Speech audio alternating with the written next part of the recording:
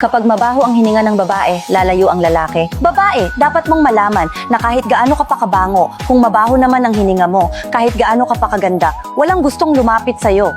Lalo na tuwing umaga, pagkagising, yung amoy ng bibig mo, ikaw mismo hindi mo matitiis. Paano pa ang asawa mo? Kung natutulog na kayong magkatalikod at paggising ay mabaho pa rin ang hininga mo. At kapag nagsalita ka, ay amoy matanda ang bibig mo. Kahit pagkatapos magsipilyo ay mabaho pa rin. Iminumungkahi ko na subukan mo Micro Smile Box Toothpaste. Kahit na 10 taon o 20 taon ka nang may mabahong hininga o palaging malagkit, tuyo at mapait ang pakiramdam sa bibig mo, dalhin mo lang ito pauwi at subukan mo mismo. Ang laman nito ay puro maliliit na molecule ng highly active vitamin peptides at may 12 uri ng herbal concentrated extracts na sangkap. Dalhin mo lang ito at gamitin sa normal na pagsisipilyo. Hindi mo na kailangan gumamit ng espesyal na paraan. Simple at maginhawa. Hindi ako nagbibiro. Palaging presko ang hininga ko pagkatapos kong gumamit nito. Simula nang magamit ko ito, ayoko nang bumalik sa mga toothpaste na puro pabango lang. Tuwing ginagamit ko ito sa pagsisipilyo, ang asawa ko ay palaging nakayakap sa akin at ayaw akong pakawalan.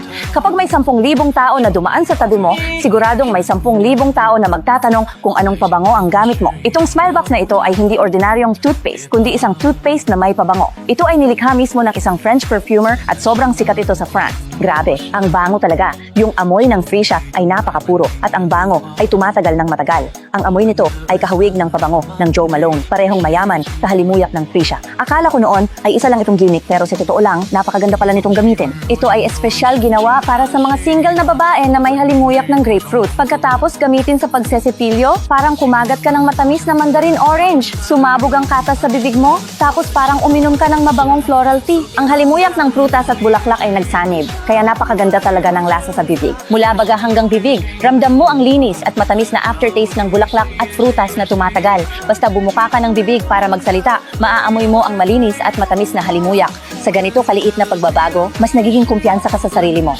At ang toothpaste na ito, kumpara sa mamahaling pabango, sulit. Mga babae, huwag isipin na makukuha ang pagmamahal ng lalaki sa pagiging matipid at simple. Mahalin muna ang sarili, lalo silang mahuhumaling sa inyo. Kahit anong edad mo, basta mabango ang hininga mo bilang babae, walang makakatanggi sa iyong alindog. Sa anibersaryo ng pabrika, ang toothpaste na dating 3 digit ang presyo. Ngayon, halos 5 na lang at may libreng 7 araw na pagsubok. Kung di ka masiyahan, pwede mo agad isauli. Kung gusto mong mabango ang hininga at maputi ang ngipin, subukan mo na.